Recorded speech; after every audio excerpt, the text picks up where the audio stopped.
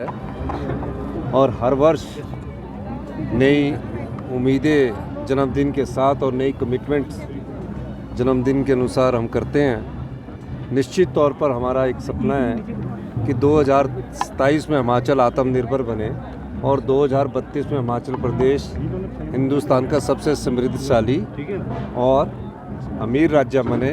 हमारी सरकार इस जन्मदिन के अवसर पर भी इस दिशा में आगे बढ़ रही है। सुखू जी, आमतौर पर देखा गया है कि मंदिर के दर्शन मुख्यमंत्री जरूर करते हैं, लेकिन आपका कार्यक्रम बालिका ये जो बाल आश्रम है वहाँ जाने का, आखिर क्या वजह है? नहीं, अभी देखिए,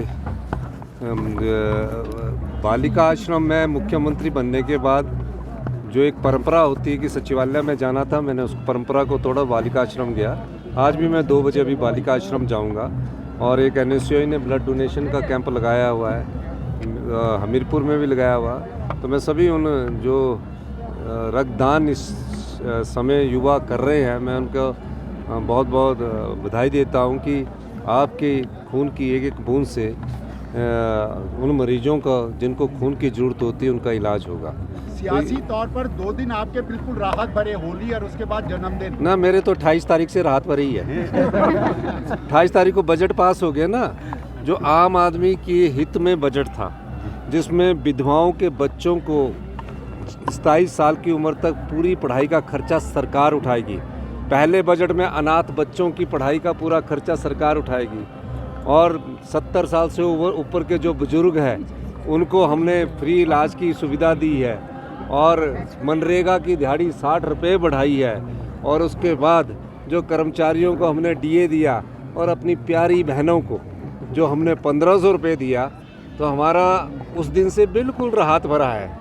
और बाकी तो चुनौतियां मेरी राजनीतिक जीवन में बहुत रही है। अभी आपदा की चुनौती थी, राजनीतिक चुनौती है, और हमारे अध्यक्ष महोदय हमारे पास खड़े हैं। तो जो कानून के दायरे में होता है, हम उस चुनौती का कानून के दायरे में संविधान के नियमों के अनुसार कार्य करते हैं। सर, चुनावी कैंपेन में कब से जाने वाले हैं? क्योंकि देखिए, कल कोऑर्डिनेशन कमेटी की हमारी शुक्ला जी ने चंडीगढ़ में बैठक बुलाई है।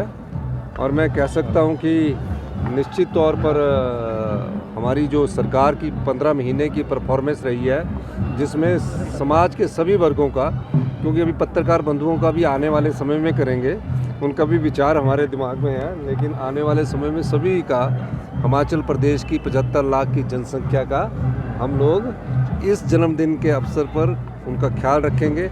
और जो हमने ईमानदारी से, पारदर्शिता से अपनी सरकार बनाई और 2200 करोड़ रुपए का राजस्व अर्जित किया, वो हमने जनता में बांटा है। और एक और मैं चीज़ बताऊं, पिछली सरकार की भारतीय जनता पार्टी की, जयराम सरकार की जो कमियां थी, चाहे वो SMC टीचर को लेकर थी, कंप्यूटर टीचर को लेकर थी, और भर्तियाँ ही नहीं होती थी। 6500 भर्तियाँ हम शिक्षा विभाग में कर रहे हैं, 22,000 भर्तियाँ एक साल में कर रहे हैं। ये सब हमने आप लोगों के सहयोग से, अपने मंत्रिमंडल और विधायकों के सहयोग से, जनता के आशीर्वाद से हमने 2 साल में जब हमने अपनी जनता को वो राजस्व को बांटा है। और मैं विपक्ष को भी सलाह दूंगा कि वो ये हिमाचल प्रदेश में लोकतंत्र जिंदा रहना चाहिए। लोकतंत्र की हत्या मत करो, खरीद फरोख्त की हत्या मत करो।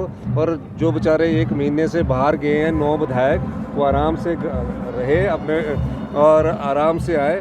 अब अपना ईमान तो वो बेच चुके हैं, अब जनता के बीच जाए और जो चुनौती हमारे को 1 जून को मिलेगी, उस चुनौती का हम लोकतांत्रिक तरीके से जवाब देंगे। बहुत